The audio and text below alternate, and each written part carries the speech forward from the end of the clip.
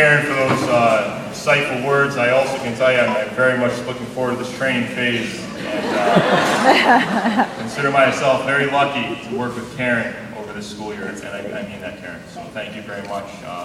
Your fearlessness and courage is something that inspires me as well.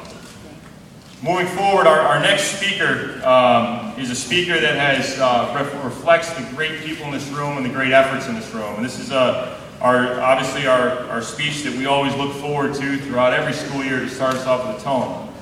Our next teacher hails from Hockenham School, as a 4th grade teacher. 14 years.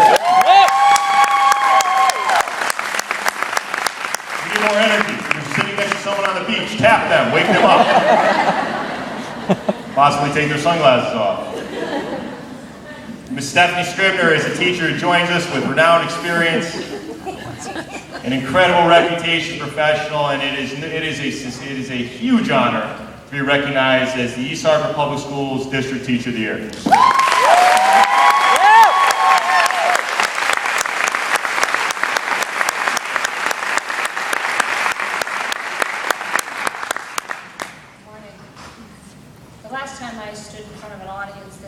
I was in northern Thailand. I was visiting the schools for the day, and the Thai teacher I was staying with said it would be a good idea for the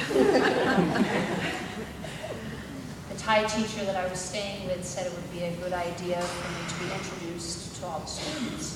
Fair enough. I stood politely in front of a sea of faces, beautifully straight lines, standing in order from youngest kids in the front to the oldest in the back.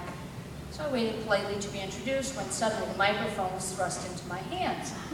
My Thai friend said, "It would be better if you introduced yourself." "But I don't speak Thai."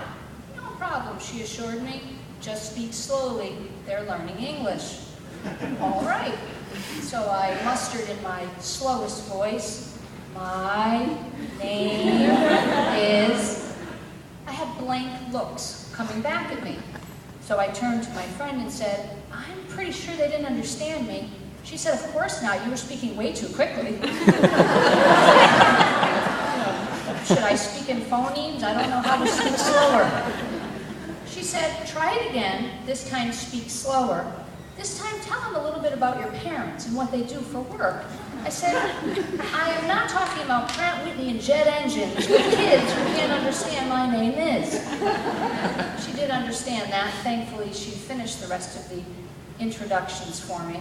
Now, unfortunately, I was unable to fly her from Thailand today to help with today's speech, so hopefully you'll understand me better than those students did.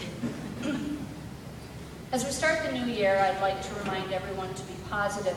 I think positivity can be viewed on many levels. It's difficult to feel positive when your own governor is questioning your worth.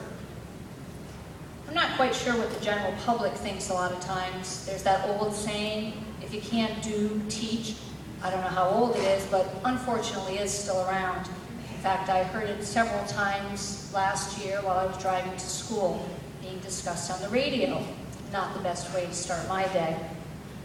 Additionally, I think East Hartford teachers get a bad rap. My father told a friend of his in Greenwich that I received Teacher of the Year, and his reply was, "That doesn't really count. East Hartford teachers don't really teach." Oh, nice. I often wonder, why aren't teachers in the United States held in high esteem? I've traveled to about 50 countries, and I can assure you, no matter where I am, the outlook is very different. It doesn't matter what continent I'm on or what country I'm in. If people learn that I'm a teacher, they're ready to roll out the red carpet for me. Teachers in other countries are revered and held in high esteem like lawyers and doctors. Why shouldn't we be? Aren't we creating future citizens? Think for a moment about a place that you find fascinating and stimulating. Maybe you're thinking of the pyramids that are still standing 4,500 years later, or the 2,000-year-old temples at Angkor Wat with beautiful symmetry and amazing detail. Two incredible places for me that I've seen weren't merely built from stone 2,000 years ago, but they were literally carved from stone cliffs. The two places that I'm thinking of, that perhaps you've also visited, are in Lalibela, Ethiopia, where they carved 11 churches in a 2-year period Clearly, lots of endurance to do that.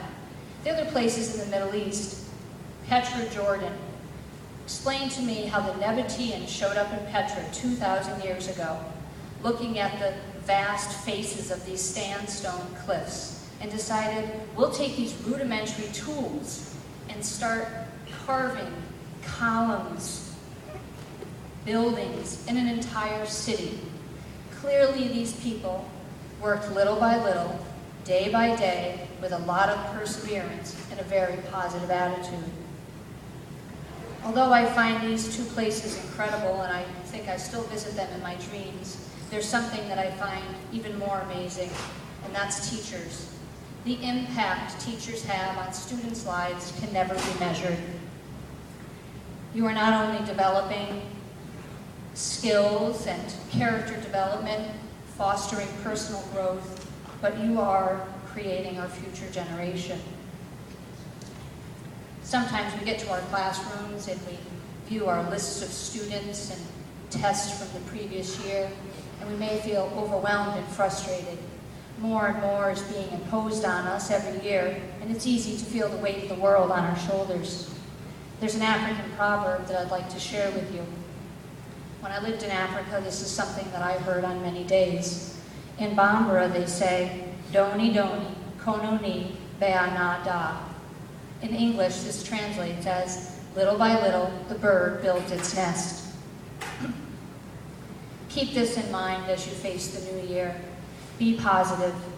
Try not to become frustrated and discouraged as the expectations seem to be looming over you. Doni doni means little by little.